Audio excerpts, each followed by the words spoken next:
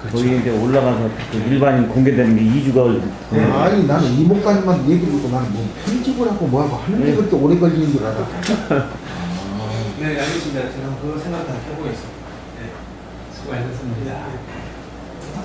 시간을 만들었습니다. 진행하겠습니다. 하나님 감사합니다. 하나님께서 이들을 사랑하사 하나님의 참으로 귀한 이곳에 불러주시고 하나님 말씀 배울 수 있게 하신 은혜 감사드립니다. 우리 하는 것이 인간적인 것이 되지 말게 하시고 오직 살아계신 하나님의 영광 드리는 귀한 사역들 되게 하옵소서. 말씀을 깨달을 수 있는 능력을 허락하시고 참으로 하나님의 그 은혜 우리가 늘 구할 수 있게 하옵소서. 이 시간에도 말씀의 은혜를 삼아오니 주께서 이 시간 우리를 수장하사 마음을 이해하시고 말씀을 바르게 볼 수 있는 눈을 허락하옵소서. 감사드리며 예수 신받들어 기도드립니다. 아멘.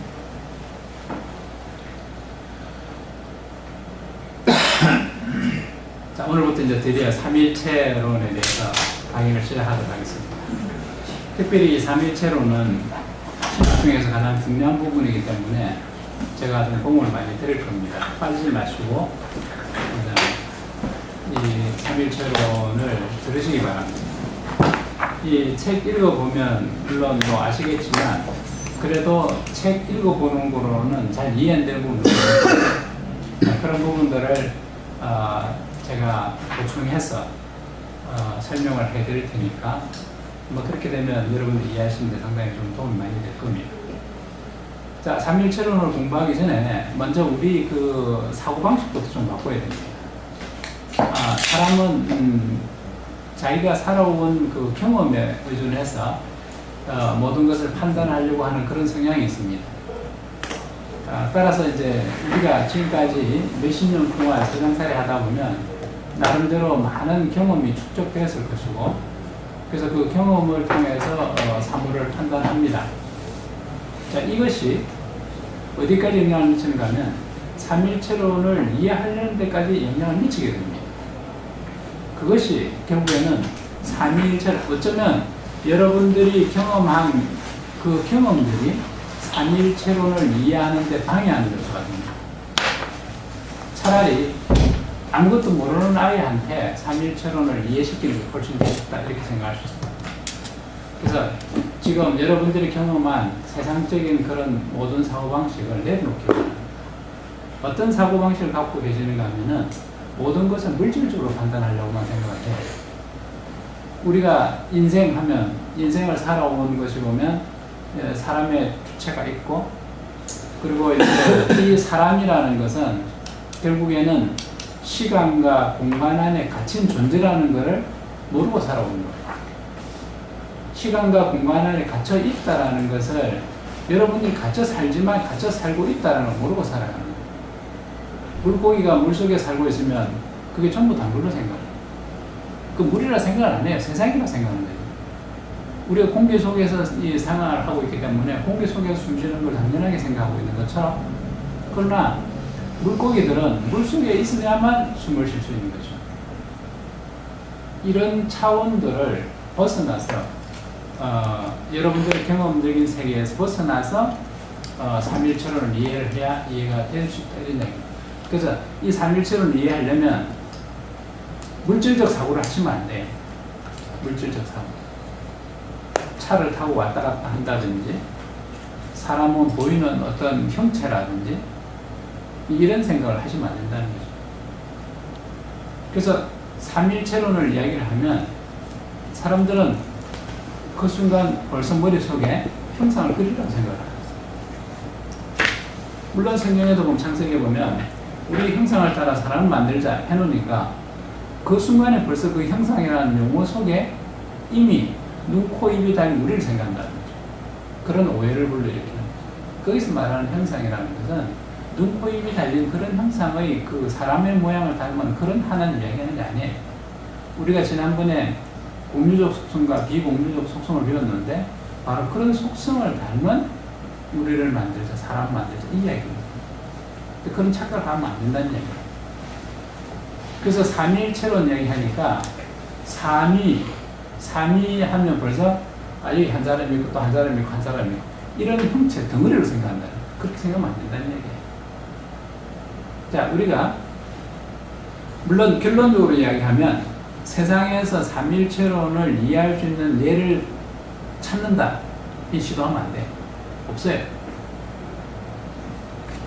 근데 부득불 이 삼일체론 이야기하는 사람들 보면 이런 예, 저런 예, 뭐 가져와가지고 하나님 이야기, 이 삼일체론 설명하려고 시도를 하는데 까딱 잘못하면요. 그렇게 하다 보면 그 오류를 일으킵니다.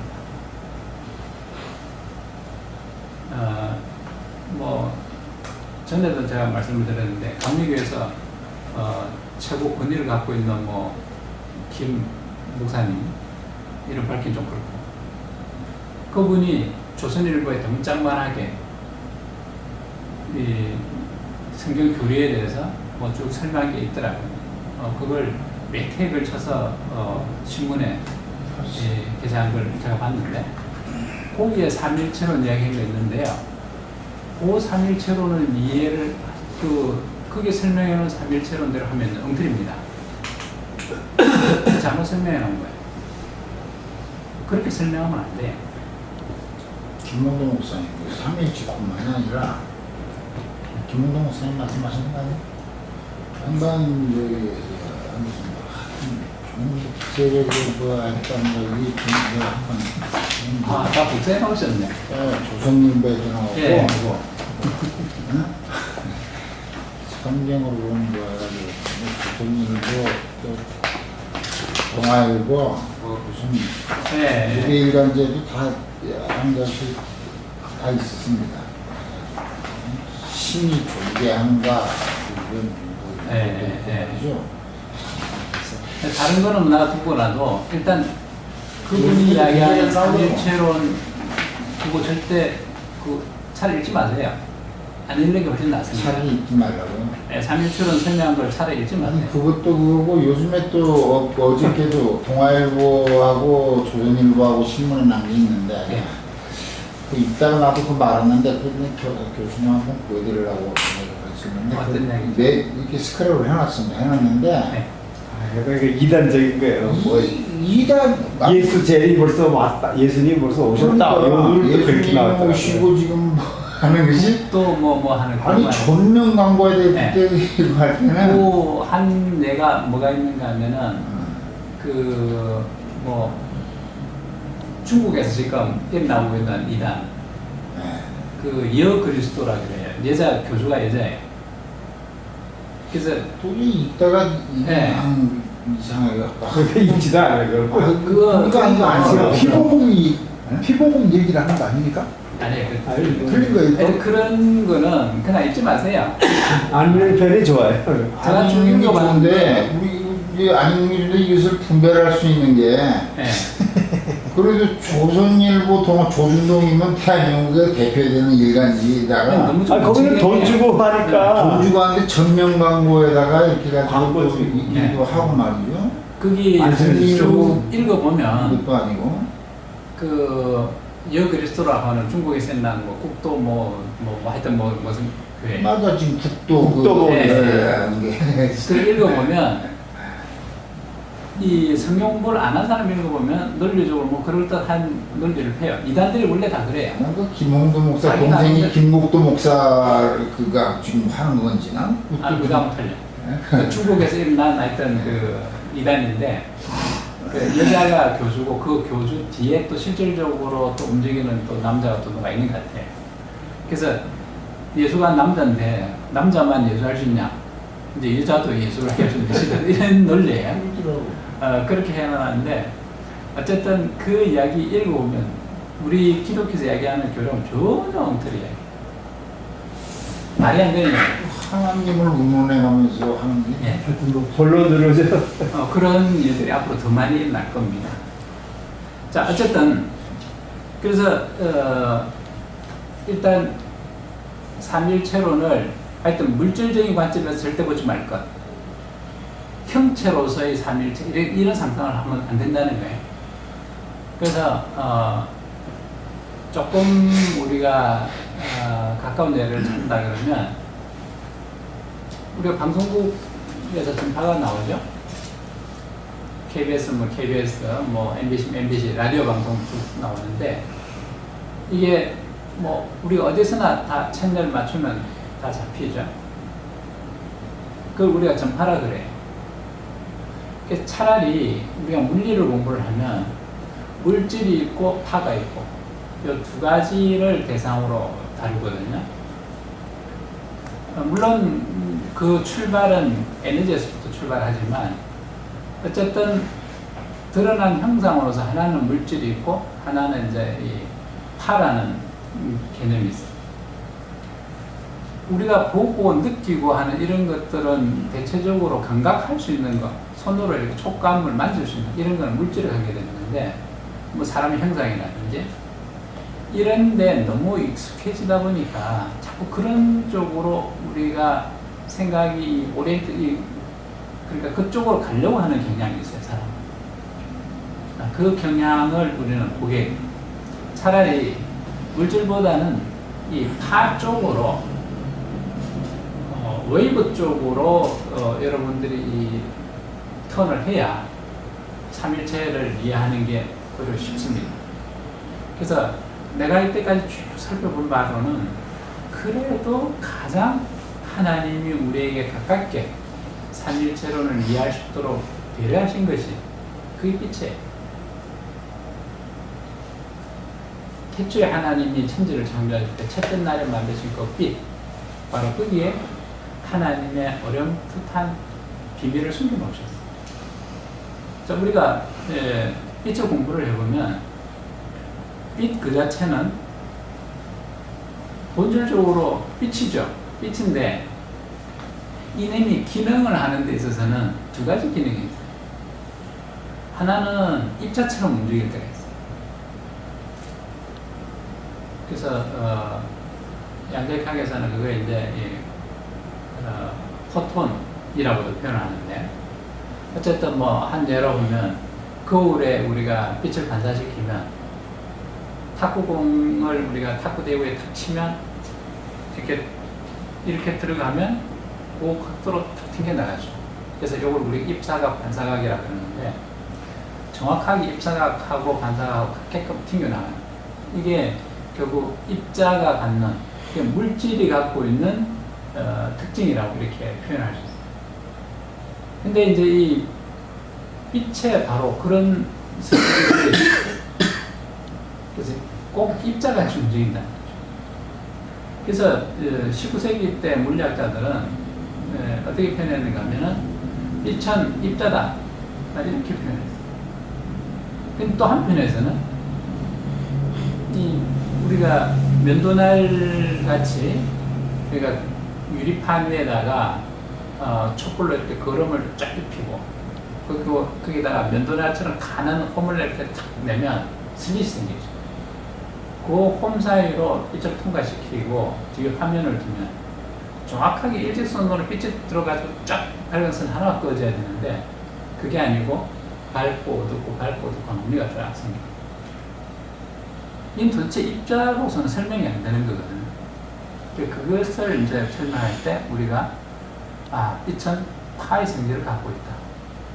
그래서 이제 이 한쪽에서는 빛 입자라고 하는 물리학자가 있고 한쪽에서는 빛은 파라고 하는 이제 그룹이 있고 이 두 그룹이 계속 싸우는 거죠. 네가 옳다 내가 옳다 이렇게. 근데 이제 20세기 들어와가지고 아인슈타인이 정리를 합니다. 그게 아니다. 빛은 이 두 개의 성질이 다 있다. 이걸 우리가 물리에서는 빛의 이중성이다 이렇게. 본체는 빛 하나인데 각각 드러나 보이는 것이 한 번은 입자로 드러나고 한 번은 파로 드러나고. 근데 입자성과 파동성이 처음부터 빛 속에 처음부터 있었다는 거예요. 두 개가 동시에. 그래서 그것을 통해서 이제 어떻게 보면 빛은 일종의 그 이위 일체인 셈이죠. 그래서 하나님께서 삼일체 이 신비스러움을 우리 인간이 도저히 깨달을 길이 없을 것 같아서 하나님께서 빛 속에다가 그런 신비스러움을 심어놓지 않았을까 저렇게 생각합니다. 빛을 공부함으로써 저는 삼일체론을 이해하는 데 상당히 많이 도움이 됩니다. 내가 만약 빛을 몰랐다면 참으로 나도 계속 감옥 속에 갇혀서 있었을 것이다. 그래서 빛을 공부했으므로 삼일체라는 건 너무나도 당연한 일입니다. 그렇게 제 스스로 생각이 드는데, 어쨌든 하나님은 영이시라는 거죠. 물질 아니에요. 그럼 예수님은 사람의 모습을 입었다. 그것은 별도로 부과된, 그건 나중에 이야기고, 일단은 처음부터 성부와 성자와 성령이 계셨다.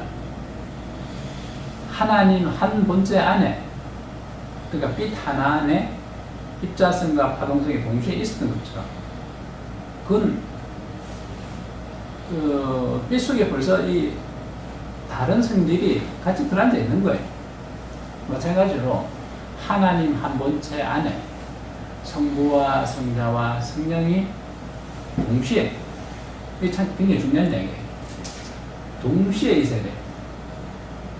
한 번은 성부로 됐다가, 한 번은 성자로 됐다가, 한 번은 성령으로 됐다가, 이러면 이단이 됩니다.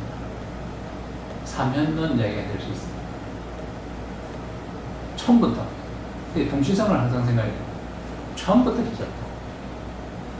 이 계시는데, 이 계시는 것이 인격적으로. 그래서 제가 처음 이 조신학을 공부를 하면서 이 인격이라는 말 때문에 상당히 헷갈렸어요. 그 인격이라는 말도 인간 편에서 생각해가지고 인간의 경험 속에 다 갇혀버리니까 이해가 안 됐던 거예요. 인격의 본원이 어디였냐 하면 하나님이십니다. 하나님 다움이 우리 속에 있었다. 근데 그걸 세상 사람들을 봤을 때는 하나님을 모르는 사람들이죠. 그 사람들 표현으로는 사람 됨됨이구나 이렇게 봤다는 거예요. 그걸 표현을 용어로 만들어 놓은 것이 인격이라는 말을 우리는 만들어놨다. 우리나라 말 인격이라는 그런 거예요. 근데 그거를 따져봤더니 그 원 출처가 됐냐? 이게 하나님입니다. 사람 됨됨이가 참 좋다. 그래서 인격적으로 고상하고 이런 사람들은 우리가 인격적으로 참 고매하신 분이다. 이렇게 이제 우리가 표현을 하죠.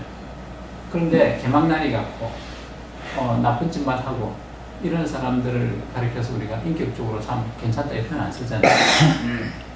인격이 도무지 없는 사람이다. 하는 건 결국 무슨 이야기냐면 그 안에 하나님 형상이 없다 이런 얘기다. 그래서 결국에는 제대로 말을 표현한다 그러면 차라리 인격이라는 말 대신에 하나님 인격이라고 해야 원래 맞는 말. 근데 처음부터 말을 그렇게 안 한다는 질문이 있습니다. 그러면 이 지금 인격을 그렇게 지금 표현을 한다고 그러면 믿지 않는 사람들이 인격이 그렇게 갖춰진 사람들이 많거든요. 하나님을 모르는 사람들이 많거든요. 근데 이게 그럼 또 그건 어떻게 또 아직 하나님 못 만난 사람이죠. 근데 물론 그 중에도 하나님을 선택 안 한 사람도 있을 수도 있어요. 하나님 일반적 은혜입니다. 모든 사람들에게 하나님이 모르게 지금 이 햇빛이 나오는데 이 햇빛을 하나님이 너는 내가 선택했으니까 너희들 내가 햇빛을 주고 너는 선택 안 했으니까 너희들 햇빛 안 주고 이런 법이 없거든요. 선택당한 자든 유기당한 자든 상관없이 모두에게 하나님 빛을 동시에 똑같이 주는 것과 마찬가지로 하나님 우리에게 베풀어 주시는 건 다 그렇게 고루 다 주신 것은 사실이에요. 그런데 중요한 것은 그 중에 하나님 선택한 자도 있고 그런 자도 있고 하나님께서 분명히 이스마엘과 이삭을 그 아브라함을 통해서 이제 하나님이 허락을 하셨는데 그러나 하나님이 선택한 사람은 이삭이거든요. 이스마엘은 하나님 선택한 사람 아니에요.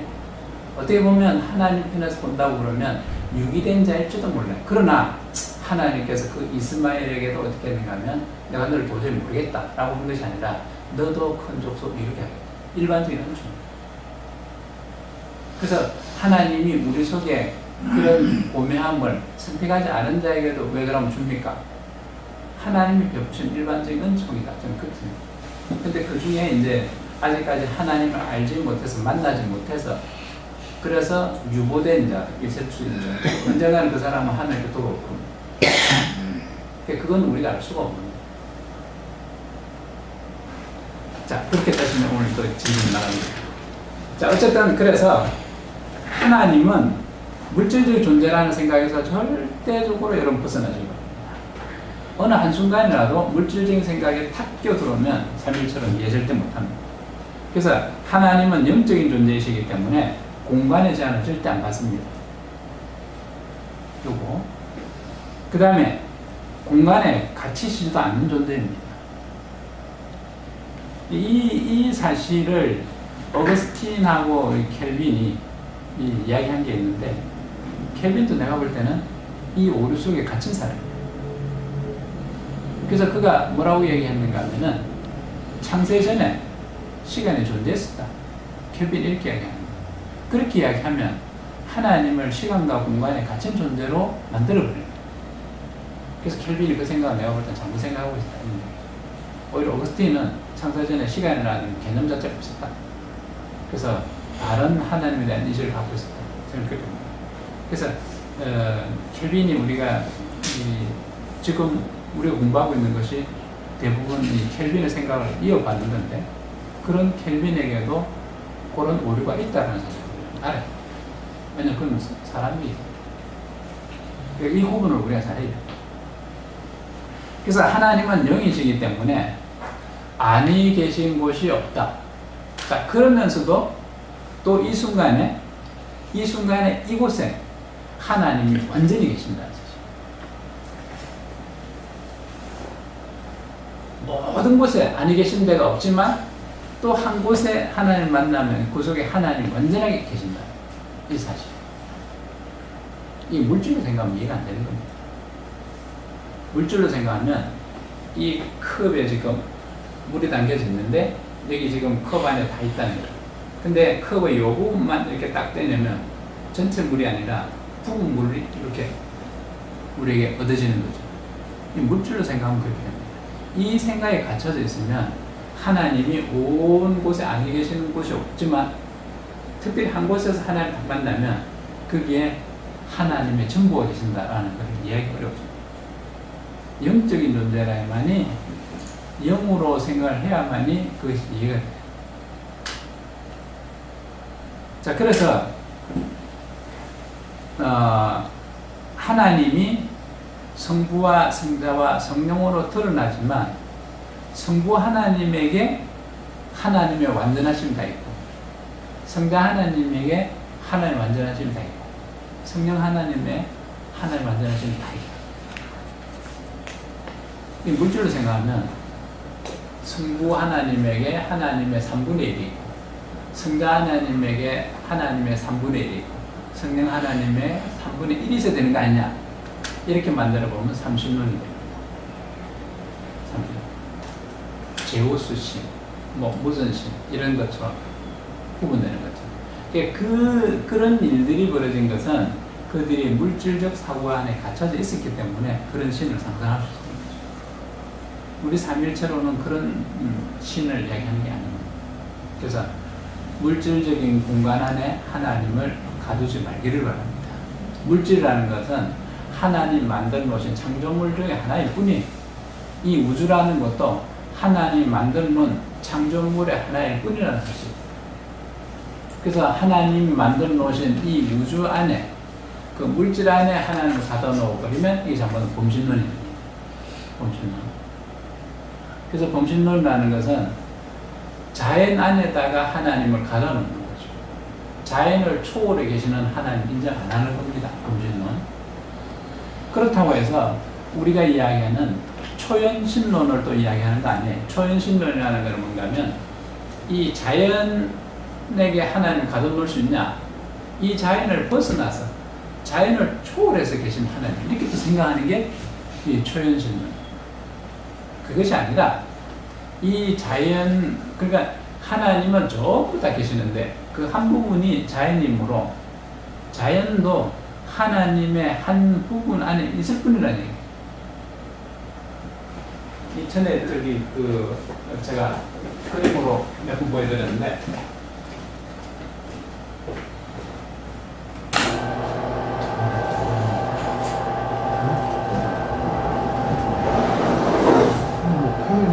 좀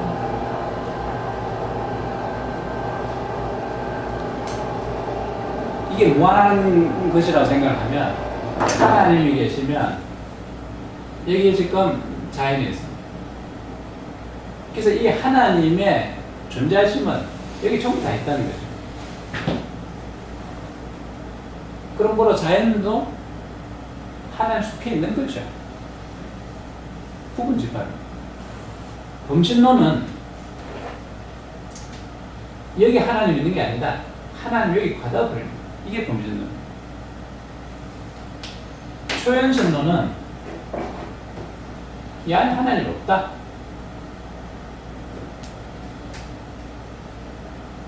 이 바깥에 있는 하나님.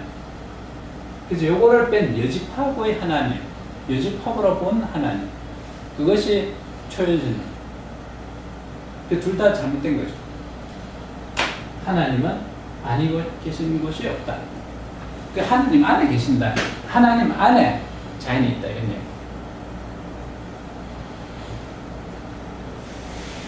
자, 그래서 이 우리말에서 삼위일체할 때 이 위라는 말,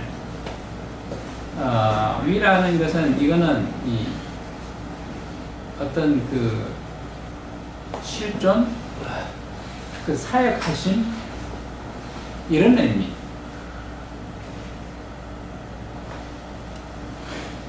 이거 지위라고 할 때 그 위 정도로도 생각해도 좀 이해하는 도움이 될 수 있을 것 같아요.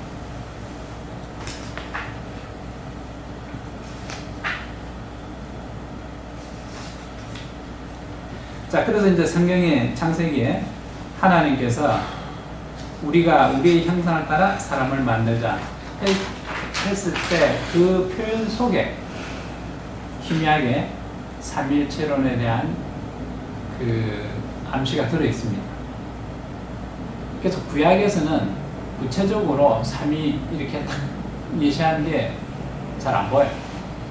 자, 그렇다는 것은 구약은 이 희미한 그림자에 해당이 됩니다. 그래서 이제 신약에 들어와서 본격적으로 성부와 성자와 성령의 이름으로 세례를 주고 이런 표현들을 통해서 그 다음에 또 사도 바울의 축도문 속에 성부와 성자와 성령 이 구체적으로 이제 거론이 됩니다. 그 다음에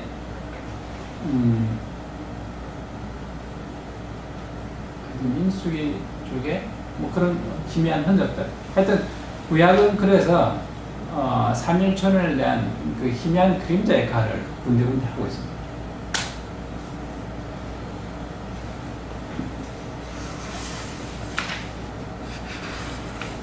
자, 그래서 이제 우리 책 185페이지 이 난해한 계시교리다, 계시진리다 이렇게 하는데 이 삼인체로는 인간 편에서 생각하는 것이 아니라 하나님께서 우리에게 일방적으로 드러내 보여주신 겁니다.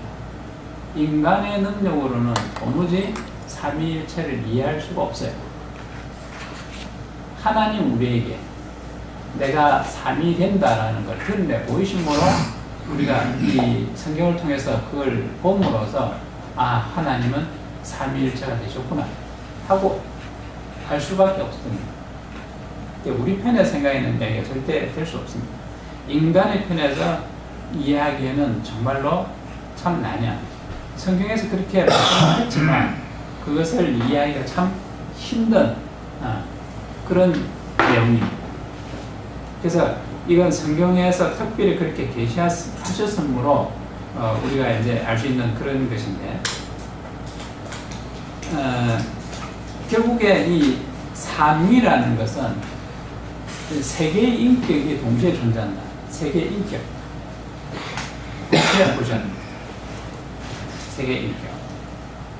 이 인격이 이렇게 세 인격이 있다라는 것은 삼실존이 있다는 얘기죠. 자, 여기서 우리가 실존 얘기할 때 또 우리가 착각을 하면 안 되는 것이 보이는 물체로서 우리가 인격과 실존과 이렇게 생각하면 안 된다는 거죠. 실존 이렇게 하면 실제로 존재하는 거니까 실제로 존재한다고 그러면 보여야 되지 않나 이런 또 우리가 오류를 범할 수 있게 되는데 보이지 않는 것도 존재합니다. 이 에너지라는 것이 우리 눈에 보이지 않습니다. 그렇지만 분명히 실존한다는 사실. 자, 그래서 하나님이 영으로 존재하신다라는 그것도 분명히 존재하는 겁니다. 그래서 우리는 삼실존이다 이렇게 이런 것입니다. 그래서 그 성부와 성자와 성령에게는 하나님의 그 고유한 속성으로서 인격이 반드시 존재한다는 거죠. 그래서 이 삼인격, 삼실존이 동시에 있다는 거죠. 동시에. 한 본체 아닙니다. 자, 요거를 이제 제가 뒤에 나가면 이 도형으로 제가 설명을 시도를 할 겁니다. 우리 책 185페이지 그 주석을 다루는 곳에 보면 철학적 근거 위에서 유신론에 도달하여 그것만이 우주의 정당한 설명을 제공한다는 것을 인정하는 자 적지 않다. 이래 하다 보면 자유신학에 빠질 수 있게 됩니다. 인간의 사고 안에 갇히는 하나님을 만든다는 것이죠. 인간의 사고 안에 갇힐 수밖에 없는 그런 하나님이면 전능하신 하나님이 될 수가 없죠. 우리가 숭배해야 될 대상이 될 수도 없습니다. 그러나 인격적 하나님의 존재를 굳게 믿는 유신론자들도 신격의 미적 복수성을 부정하는 데만 이게 난해한 거죠. 분명히 하나님이 존재한다 라고 믿지만 어떻게 삼위가 있을 수 있느냐. 그래서 일위신론, 유니테리안 이런 사람 생겨나는 겁니다. 그러다 보면 또 어떤 경우에는 특별히 또 예수님에게만 초점을 맞춰서 성자 하나님을 부각시키는 그런 경우가 또 생겨납니다. 우리 기독교 역사에서 보면 특별히 성자 하나님을 부각시켜서 그게 너무 큰 비중을 둔 그런 사례가 있는데 그것도 오류입니다. 성부와 성자와 성령은 공입니다. 동등합니다. 그렇게 같은 비중으로 우리는 생각해야 됩니다. 그래서 이 기독교의 삼위일체 교리를 삼신론, 자, 삼신론이라는 것은 신이 셋이다 이런 얘기인데 그럼 이게 무슨 의도가 그 속에 깔려져 있는가 하면 동일 본체가 아니라는 거죠. 삼신이면 신들 하나하나마다 본체가 따로 있는 겁니다. 삼본체가 되는 거죠. 그래서 한 본체가 될 수 없는 삼일체론하고 전혀 다른 얘기입니다. 삼신론은. 이게 잘 이해가 안 되기 때문에 옛날에는 이 삼신론으로 생각하는 사람도 많이 있었다. 성부 있는 거 아니냐? 성자 있는 거 아니냐? 성령 하나님 있는 거 아니냐? 이게 삼신이지. 이렇게 생각한 거죠. 그래서 그렇게 만들어버리면 본체가 다 따로 있게 되는 삼일체론하고 전혀 다른 이야기가 되거든요. 이건 분명히 한 본체라고 분명히 전제를 하고 있습니다. 한 본체. 한 본체 속에 삼위가 따로 독립해서 계십니다. 이걸 어떻게 이해하는 얘기죠? 참 힘들죠. 지금 아마 이 이야기 들으면 여러분 잘 이해 안 될 겁니다. 자, 이해 안 되는 거를 조금 더 기다리시면 제가 이해되도록 그 다음에 설명을 할 겁니다. 삼신론이나 그 다음에 고금에 보통한 다신론, 뭐 옛날에 보면 신도 굉장히 많이 만들죠. 이런 것들도 결국에는 어떻게 보면 삼위일체론의 희미한 추억이 될 수 있습니다. 희미한 그림자. 하나님이 삼위일체 되심을 그런 사람들을 통해서 희미하게 어렴풋하게 우리가 그 사실을 정확하게 알지 못할 때는 조금 비슷한 틀린 오류를 많이 내놓죠. 틀린 답을 많이 씁니다. 그런 거와 마찬가지로 그런 사실들에 대해서 전혀 처음부터 그들이 무지했다 그러면 이런 뭐 삼신론이나 뭐 다신론 이런 이야기를 그대로 낼 수도 없어요. 근데 그런 희미한 추억은 있기 때문에 어쩌면 아담과 하와가 하나님을 대면해서 보았고 그리고 그들이 낙원에서 추방됐을 때 그 후손들에게 하나님 이야기를 계속 했게 하죠. 그러다 보면 전설처럼 그 이야기가 후손들에 흘러내려갔을 겁니다. 그 희미한 추억이 사람들로 하여금 삼신론을 생각하기도 하고 다신론을 생각하기도 하고 아마 그랬을지도 모릅니다. 그러나 어쨌든 제가 처음에 출발할 때 말씀드렸던 것처럼 우리 주변에서 삼일체론의 예를 찾으려고 하는 시도는 안 하는 게 좋겠다. 까딱 잘못하면 그것이 삼일체론을 잘못 해석하는 그런 오류를 낳을 수 있다. 이런 얘기죠. 그래서 저는 이 삼일체론에서 저만의 방법으로 그런 예들하고 전혀 별개로 상관없이 삼위일체에 대한 설명을 시도를 할 겁니다.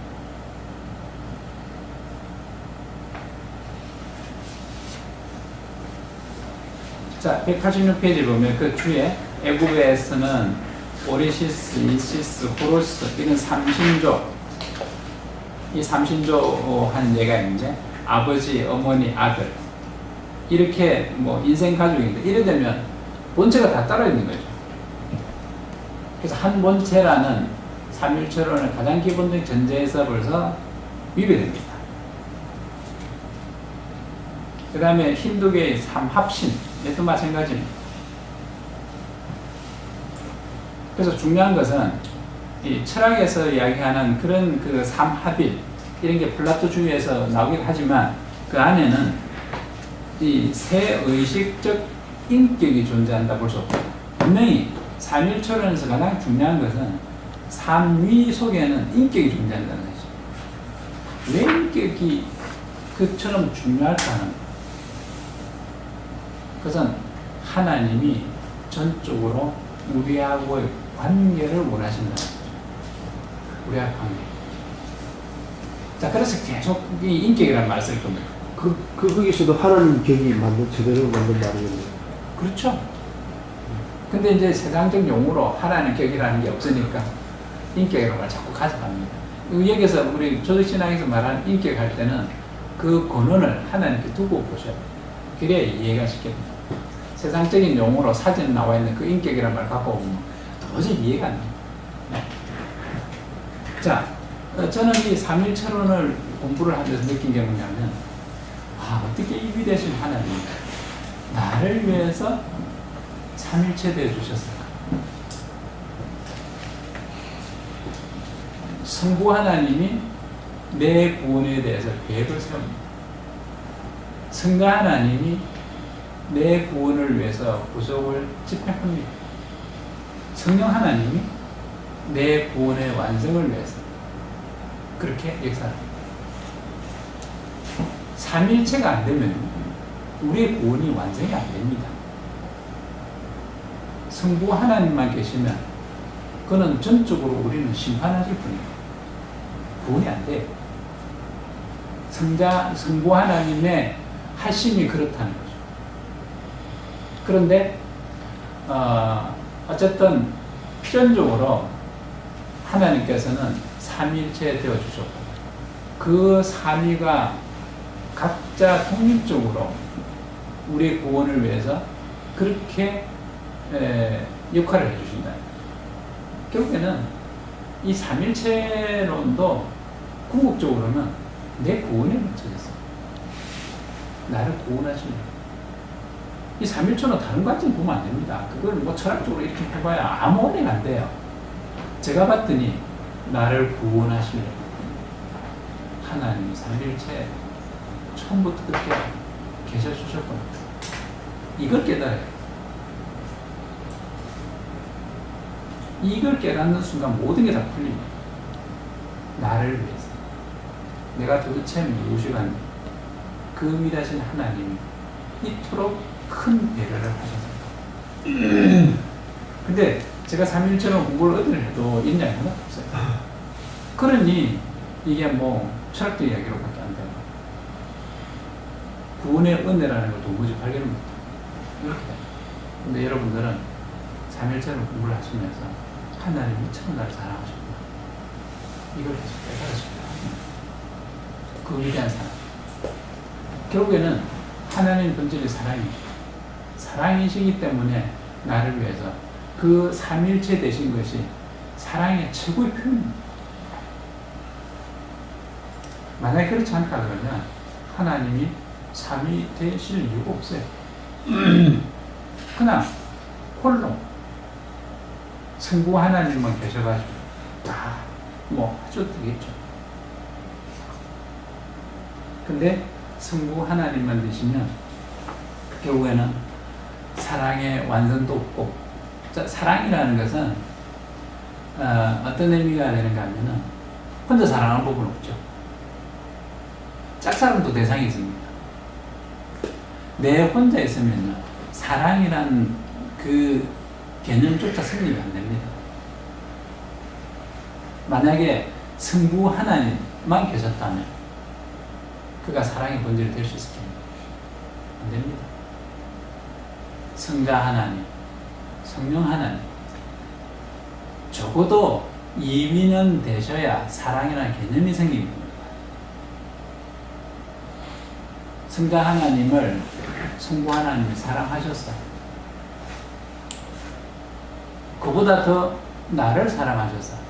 그 사랑하는 성자 하나님을 희생물로 이 땅에 보내시고, 그래서 우리는 나중에 발생이라고 표현하고 그 다음에 발출이라는 용어를 사용합니다. 그 쉽게 쓰면 우리말로 발생한다라는 것은 낳으시고, 그래서 하나님이 성자 하나님을 낳으셨다, 낳았다는 얘기죠. 그걸 한자어로 표현하면 발생입니다. 발생.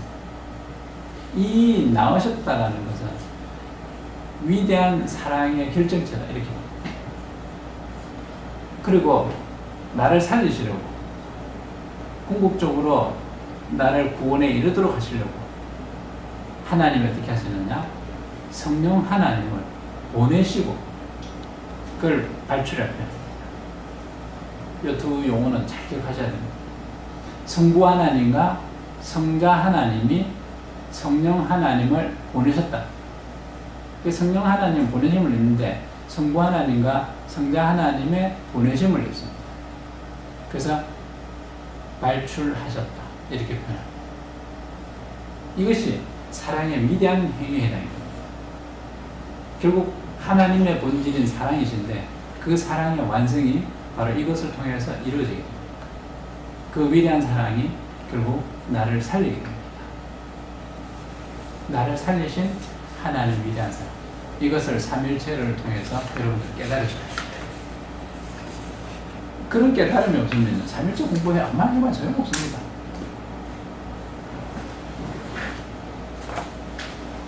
자, 그래서 186페이지 삼일체 교리는 결국에 가장 고귀한 가치를 가지는 진리다라고 표현을 했는데, 왜 가장 고귀한 그 진리냐 하면 좀 전에 제가 말씀드린 거죠. 그것은 인격의 최대의 완성이요, 사랑의 최대의 표현입니다. 삼일체 되셨다. 삼일체.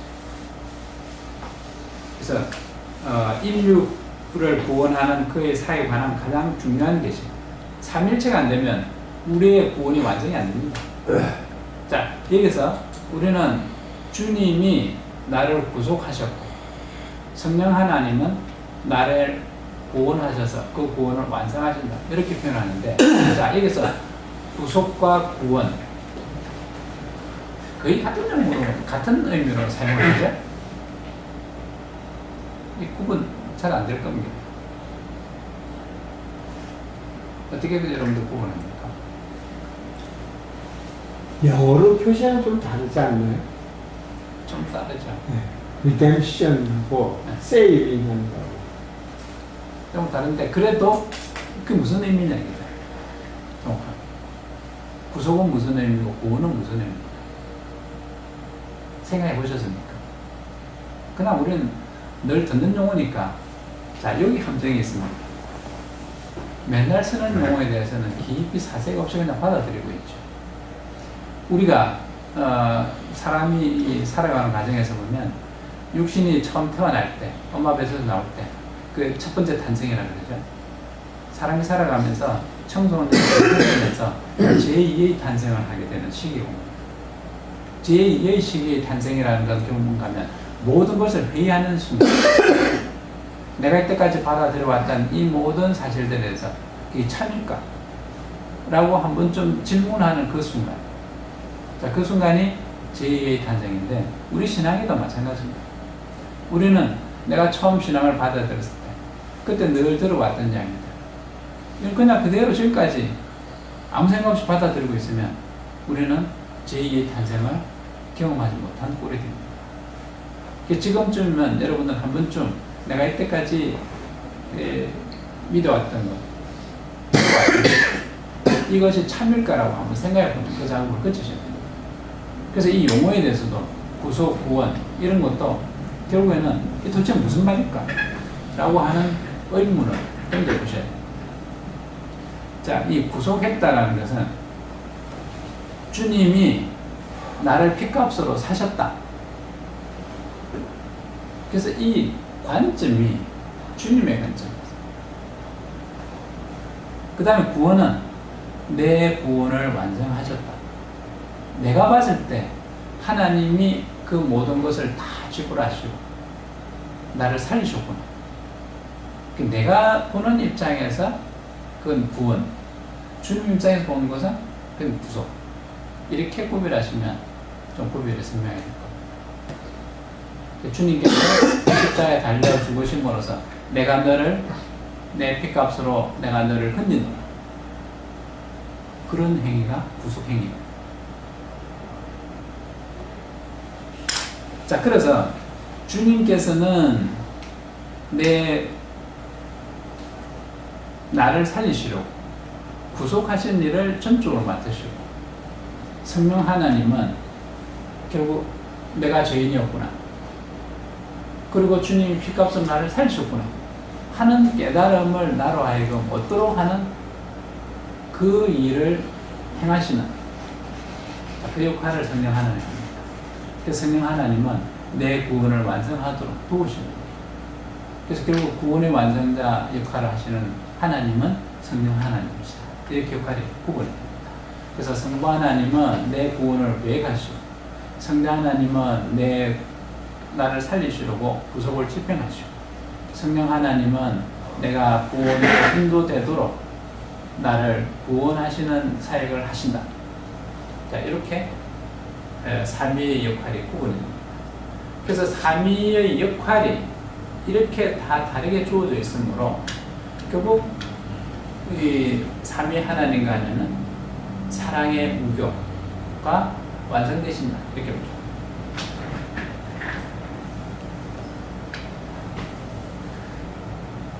그래서 이 삼일체를 공부를 하시면서 하나님에 대한 그런 지식뿐만 아니라 내가 도대체 누구인가 라는 인식을 같이 하게 됩니다. 전에도 말씀드린 것처럼 내가 온전한 믿음에 들어가기 위해서는 그 첫 출발이 어디라야 하는가 하면은 내가 죄인이구나 하는 것입니다. 내가 죄인이구나라는 깨달음 없이는요, 아무것도 이루어지지 않습니다. 주님을 위해서 내가 뭔가를 한다 라고 했을 때 참으로 많은 일을 해도 내가 죄인이구나라는 깨달음 없이 하게 되면 주님께서 내가 너를 도저히 모르겠다 하는 사태가 벌어지게 됩니다. 왜냐하면 그런 일들을 다 하게 되면 결국 그 결과가 어떻게 되느냐, 이게 내가 행도구나 라고 됩니다. 내 의가 되어버립니다. 이 펠라기수주의라든지 자유주의신학의 근본적 문제가 바로 거기에 있습니다. 죄인이라는 깨달음이 전혀 없다는 거죠. 그래서 진정한 의미에서 바람직한 신앙의 첫 출발은 진실로 내가 죄인이었구나, 이 깨달음에서부터 이루어지게 됩니다. 자, 그 깨달음이라는 것은 결국 내 자신에 대한 지식을 얻게 된다는 거죠. 그래서 이 죄로 인해서 죽을 수밖에 없는 이 존재를 하나님이 살리셨구나 하는 거기에서 하나님에 대한 깨달음이 오게 됩니다. 그 관점에서 보면 삼일체론도 바로 하나님의 위대하신 그런 사역이시군 하는 것을 충분히 느끼고. 자, 그 다음에 이 삼위일체론을 통해서 우리가 이제 점점 깊이 있게 이제 공부를 하시게 되면 하나님에 대한 이 사상이 풍부해지게 됩니다. 그래서 그게 삼위일체의 교리를 기초로 하지 않으면 하나님의 독립성과 자충족성을 주장하기 어려워진다라고 우리 책에는 설명하고 있는데, 여기서 독립성이라는 도대체 뭐냐 이거죠. 187페이지 중간에 있습니다. 이 독립성이라는 말 자체는 의존한다라는 용어가 있기 전에는 독립성이라는 말을 하기 어렵습니다. 상대적 개념입니다. 그래서 의존성을 전제로 해야만이 이 독립성이라는 용어가 성립됩니다. 만약 하나님이 한 분 홀로 일위신이라 그러면, 일위신, 성부 하나님만 만약에 계셨다 그러면 그에게는 의존성이라는 사상을 생각해낼 수 있을까? 할 수도 없죠. 그렇다고 하면 하나님의 독립성이라는 말을 할 수 있냐? 할 수도 없습니다. 그 다음에 마찬가지로 자충족성, 이 말도 정의될 수 있겠냐? 홀로 계신다 그러면 이 용어도 성립 안 합니다. 그래서 하나님의 독립성과 자충족성을 완성하기 위해서는 하나님 분명히 이렇게 삼위 되셔야 된다는 사실.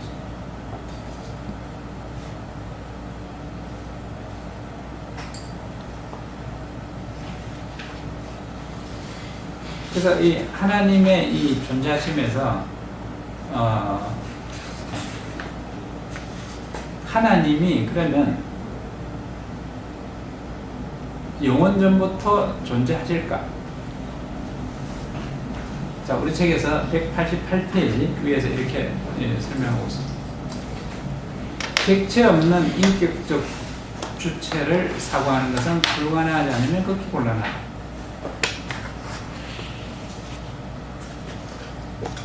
하나님 안에 새 인격이 계신다는 사상은 이 곤란을 해소해 주게 됩니다. 그래서 홀로 계시면 이런 의미조차도 성립이 안 합니다. 자, 하나님이 분명히 천지를 창조하셨습니다. 이 창조된 천지, 하나님 우주를 만드셨다. 그게 왜 만드셨을까요? 이 궁극적으로 나를 위해 만드십니다. 이 우주 중에 하나라도 빠지면 내가 가능할까? 뭐 예를 들어 가지고 달이 없다. 그럼 사람이 존재할 수 없습니다. 그 다음에 해가 없다. 그럼 내가 살 수도 없어요. 나를 살리시려고 해도 만들고 달도 만들고 그리고 별도 만드신 하나님, 그리고 분명히 나를 살리시려고 이 땅에 먹을거리를 허락하신 하나님. 못 먹으면 결국 죽는 거죠. 뭐 죽는데 결국 먹는 먹을거리를 만들었다라는 것은 나로 하여금 살 수 있게 하셨다 하는 이야기인데, 살 수 있게 하셨다라는 것은 결국 뭔가 내가 영원히 살 것을 예표하는 겁니다. 우리가 밥 며칠 안 먹으면 결국 굶어 죽죠. 죽는데 하나님께서 우리를 먹을 수 있게 하셨다라는 것은 결국에는 하나님이 내가 너를 영원히 살릴 것이라는 것이 그것을 이미 암시됩니다. 먹는다. 자, 그래서 이제 만약에 예를 들어서 사람이 내가 지금 새 장을 하나를 이제 만든다고 생각합니다. 그 새 장을 만든다. 그 속에다가 이제 새 장을 만들고 새를 넣어두면, 그러면 이 새 장이라는 뭐냐? 그 새를 위해서 내가 만들었다. 자, 그럴 때 나는 그러면 그 새 장 안에 갇히느냐? 갇히는 게 아니죠. 새 장의 모든 공간이 내게 허락되어 있는 거예요. 내 공간이. 이 이야기를 왜 하는가 하면 하나님을 이 우주 공간에 가둬서는 안 된다. 세상을 만들고 나서 그 세상 속에 내가 갇혀버린다면 이 세상을 만든 사람이 아니죠. 하나님 우주를 만들고 그 만드신 하나님을 이 우주 공간을 가둬버려요. 아까 범죄는 그럼 하나님이 됐냐 아니죠. 그런 모습을 우리는 보면서는 안 됩니다. 그런데 이렇게 이야기하면 그 당연한 얘기 아니냐라고 이야기하지만 종종 보면 이 주신을 공부하다 보면 나도 모르게 그런 감정에 빠져들어갑니다. 하나님을 유한한 공간 안에 가둬보려고 하는 그런 시도를 내 스스로 하고 있다는 것을 발견하게 됩니다. 그래서 그 틀을 자꾸 벗어나야 됩니다. 아까 말씀드린 것처럼 어거스틴은 창조 이전의 하나님 활동 문제를 깊은 것 이렇게 생각하고 창조 이전에는 시간이 없었다. 그래서 이 생각이 시간의 공간 안에 하나님을 가둬놓지 않겠다라는 그런 의도가 들어가 있는 겁니다. 이게 당연한 겁니다. 하나님은 시간의 공간 안에 갇힐 수 있는 존재가 아니라는 거죠. 그런데 그 반면에 칼빈은 창조 전에 시간이 있었다. 그러면 처음부터 하나님은 시간에는 갇혀있는 존재시다. 이런 얘기거든요. 그러면 유한한 하나님으로 만들어지는 그런 꼴이 됩니다. 그래서 이 생각은 칼빈이 잘못 생각했다. 저는 그렇게 생각합니다. 그래서 시간과 공간을 초월하시는 하나님. 아까 이 그림들을 항상 머릿속에 기억해 두시기 바랍니다.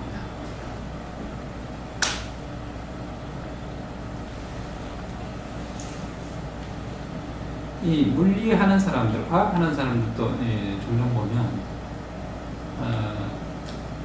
물질, 에너지 뭐 이런 걸 다루다 보니까 그게 자꾸 자기 스스로에게 세뇌를 시킵니다. 경험이 되는 거죠. 그러다 보니까 그 틀 안에 하나님을 가둬놓으려고 하는 그런 자기도 모르는 그런 오류를 범할 때가 들어있습니다. 이 오류를 여러분들은 절대 하지 마시기 바랍니다. 이 에딩턴이라는 사람이 그렇게 생각했습니다.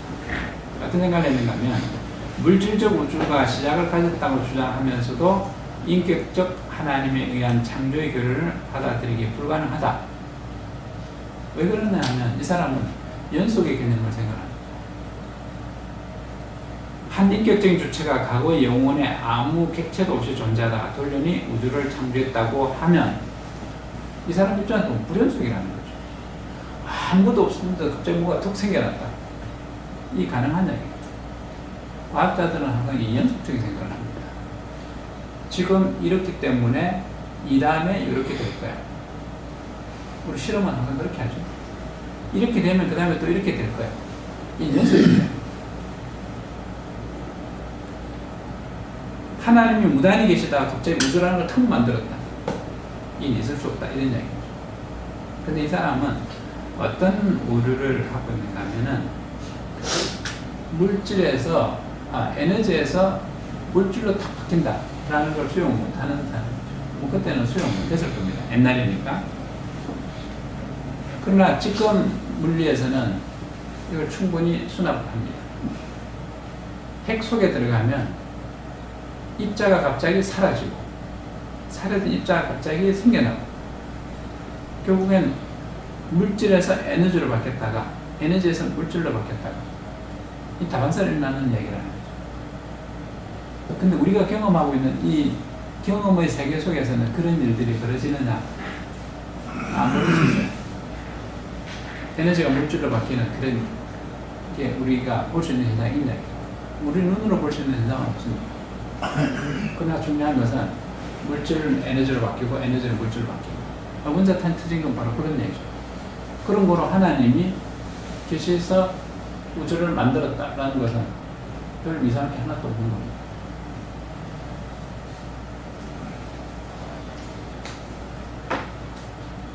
자, 어쨌든 이런 것들은 결국에는 처음부터 삼위 하나님이 이 삼위로 계셨고, 그래서 서로 협력해서, 협의해서 천지를 만들었습니다.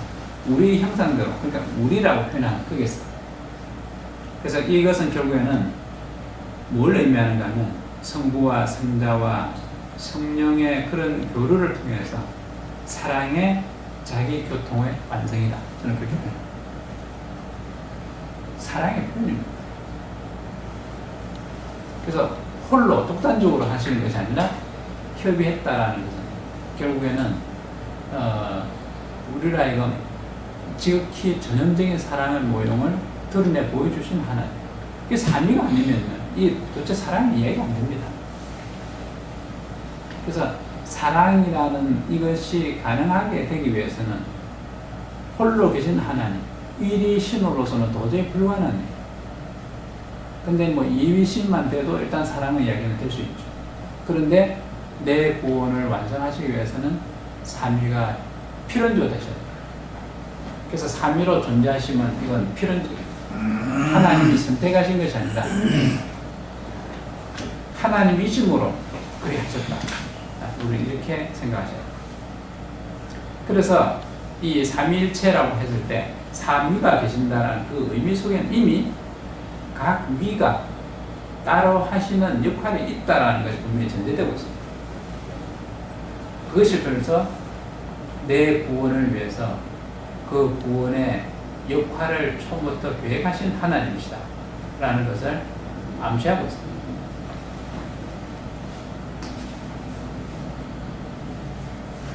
그래서 일부 신학자들 중에서 보면은 이 예수 중심으로만 예수를 큰 비중을 두고 이렇게 한 그런 신학, 예를 들어서 가장 대표적인 그 신학이 발트 신학입니다. 발트 신학을 여러분들 그 나중에 추적할 때 되면 이 조심하셔야 돼요. 삼일체 중에서 성자를 강조해서 결국 이것도 바람직한 신학에서 위배되고 있습니다. 그래서 성부와 성자와 성령은 다 동등하게 그렇게 살피셔야 됩니다. 그 다음 인생 중심으로 가게 되면 결국 이것이 자유주의 신학입니다. 이렇게 인생 중심으로 가는 이 사람들의 그 첫 출발, 그 모습이 어디에서 출발했는가 하면은 아까도 말씀드린 것처럼 내가 죄인입니다 고백 없이 출발했다. 왜 내가 죄인이냐? 그렇기 때문에 당연히 내 의를 주장하는 겁니다. 나 이만큼 한 건데 이만큼 한 것은 내 공로 아니냐? 그건 내 인정